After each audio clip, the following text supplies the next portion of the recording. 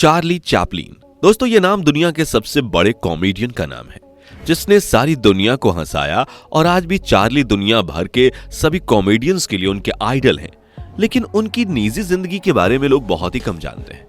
आज हम आपको चार्ली की निजी जिंदगी के बारे में कुछ ऐसे तथ्य बताने वाले हैं जो आज से पहले आप नहीं जानते होंगे। साथ ही अंत में हम आपको ये भी बताएंगे कि कैसे चार्ली चैपलिन की मौत संदिग्ध हालतों में हुई थी और उनकी मौत के बाद कैसे कुछ चोरों ने उनकी बॉडी को कब्र के अंदर से चुरा लिया था।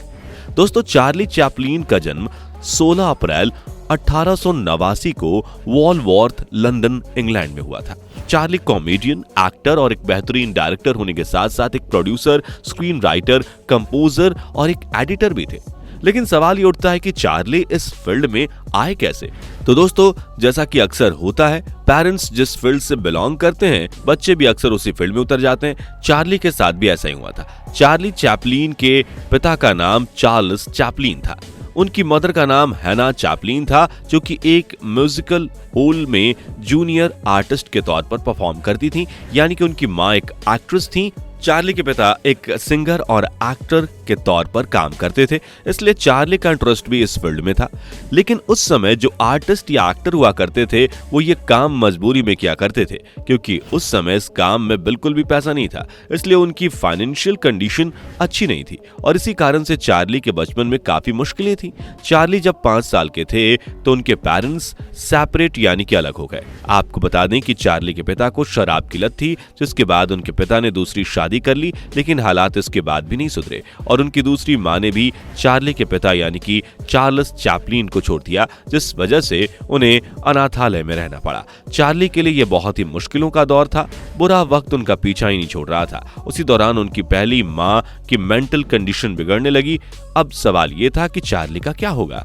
लेकिन इसके बाद कोर्ट ने चार्ली को उनके पिता के साथ रहने के लिए भेज दिया। लेकिन जैसे कि हमने आपको पहले ही बताया कि चार्ली के पिता चार्ल्स चैपलिन को शराब की लत थी, इसलिए चार्ली के पिता उनकी देखरेख नहीं करते थे। लेकिन तभी उनकी पहली मां की मेंटल कंडीशन ठीक हो जाती है और चार्ली की जिंदगी वापस से पटरी पर आ जाती है। दोस्तों, चार्ली जब 5 साल के हुए तो उस समय उनकी मां थिएटर में गाना गाया करती थी, लेकिन उन्हें गले की कुछ समस्या थी। सन 1884 में जब वो एक बार थिएटर में शो कर रही थी तो उसी दौरान ऑडियंस ने उन पर चीजें फेंकना शुरू कर दिया, जिससे उनकी मां को चोटें भी आईं।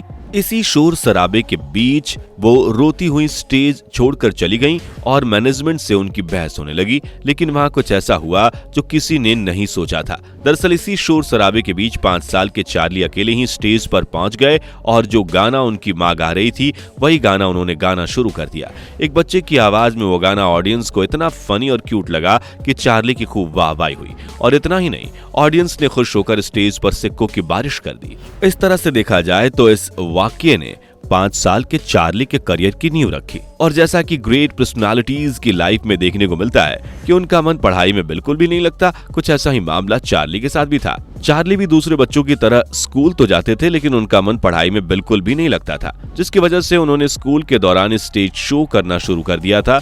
इससे उनकी खराब फाइनेंशियल कंडीशन को भी मदद मिल रही थी और दूसरा, इस काम को करके उन्हें मजा भी आ रहा था। हालांकि इसके अलावा भी वो कुछ छोटे मोटे काम किया करते थे, लेकिन उनका सपना था एक बेहतरीन एक्टर बनने का, इसलिए वो अक्सर बड़े थिएटर्स का रुख किया करते थे। इसी सिलसिले के दौरान जब एक बार चार्ली स्टेज शो कर रहे थे तब वहां एक डायरेक्टर मौजूद थे जो कि उनकी एक्टिंग को बड़े गौर से देख रहे थे। स्टेज शो के खत्म होने के बाद उस डायरेक्टर ने चार्ली से मुलाकात की और उस डायरेक्टर के थ्रू उनकी मुलाकात हैमिल्टन से हुई, जिसकी वजह से उन्हें एज 5 नाम के नाटक में काम करने का चांस मिला। अब नाटक में काम करने की बात आई तो जाहिर है कि उसमें स्क्रिप्ट और डायलॉग्स तो होंगे ही, लेकिन बता दें कि चार्ली को पढ़ना नहीं आता था। ये एक बहुत बड़ी प्रॉब्लम थी। जब एक्टर पढ़ ही नहीं पाएगा तो वो अपने डायलॉग्स वगैरह की रिहर्सल कैसे करेगा। लेकिन इसका सॉल्यूशन चार्ली ने कुछ यूं निकाला कि उन्होंने डायलॉग्स को याद करना शुरू कर दिया और अपने काम को बेहतरीन तरीके से अंजाम दिया और उनकी वजह से ये नाटक सुपरहिट रहा।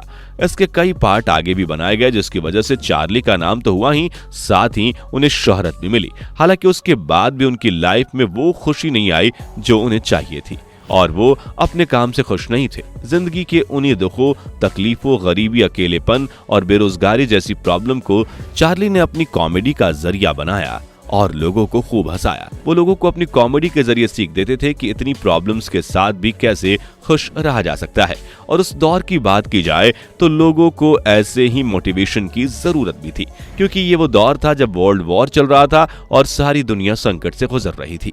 दोस्तों, जैसा कि हम देखते हैं कि एक आर्टिस्ट, वो चाहे किसी भी फील्ड का हो, वो अपने काम के जरिए अपने टाइम की सोशल प्रॉब्लम से लेकर पॉलिटिकल सिनेरियो तक को लोगों के सामने लाने की कोशिश करता है। चार्ली की कॉमेडी में भी हमें इसकी झलक देखने को मिली। इन्हीं सब के बीच चार्ली एक बार एक्टिंग फील्ड में लेफ्टिस्ट यानी कि वामपंथी का फेवर लेते नजर आए थे। दोस्तों, बता दें कि वामपंथी वो लोग थे जो बदलाव में विश्वास रखते थे और जो नए रूल्स का फेवर करते थे, जिसकी वजह से उस शो में चार्ली को इनका साथ देना भारी पड़ा। और उसके बाद मीडिया में सुर्खियां छपी और चार्ली पर रूसी एजेंट होने के आरोप लगे और तकरीबन एक दशक तक अमेरिकन गवर्नमेंट और मीडिया चार्ली के पीछे पड़ी रही। लेकिन किसी न किसी तरह चार्ली के करियर की गाड़ी चलती रही। लेकिन गवर्नमेंट और मीडिया के पीछे पड़ने का क्या मतलब होता है, जरा ये भी जान लीजिए। दरअसल 1952 में चार्ली की फिल्म लाइमलाइट आई तो अमेरिकन गवर्नमेंट ने उनकी इस फिल्म पर बैन लगा दिया। जबकि अमेरिका के साथ चार्ली के रिलेशन की बात की जाए तो चार्ली के अमेरिका के साथ काफी अच्छे रिलेशन थे। यही वजह थी कि चार्ली ने लीटा ग्रे, पॉलिटे गोडार्ड और मिल्ड्रेड हैरिस नाम की 3 अमेरिकन लड़कियों से शादी की थी।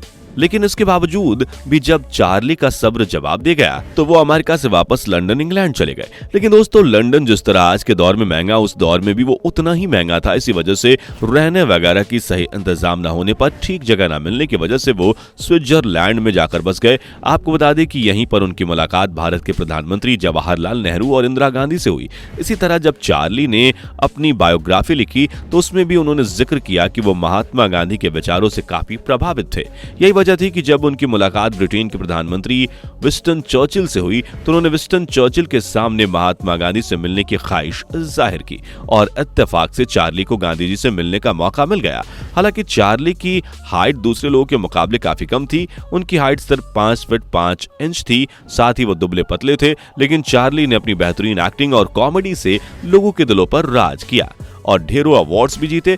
1940 में उन्हें उनकी फिल्म द ग्रेट डिक्टेटर के लिए बेस्ट एक्टर का अवार्ड मिला। फिर 1952 में उनकी फिल्म लाइमलाइट, जिसे अमेरिका में बैन कर दिया गया था, उसी मूवी ने अपने बेहतरीन म्यूजिक के लिए ऑस्कर जीता। आपको बता दें कि चार्ली के चाहने वालों में आम लोगों से लेकर दुनिया के कई दिग्गज लोग भी शामिल हैं। लेकिन दोस्तों, क्या आप जानते हैं कि पूरी दुनिया में इतना ज्यादा नाम कमाने वाले चार्ली चैपलिन की मौत कैसे हुई थी?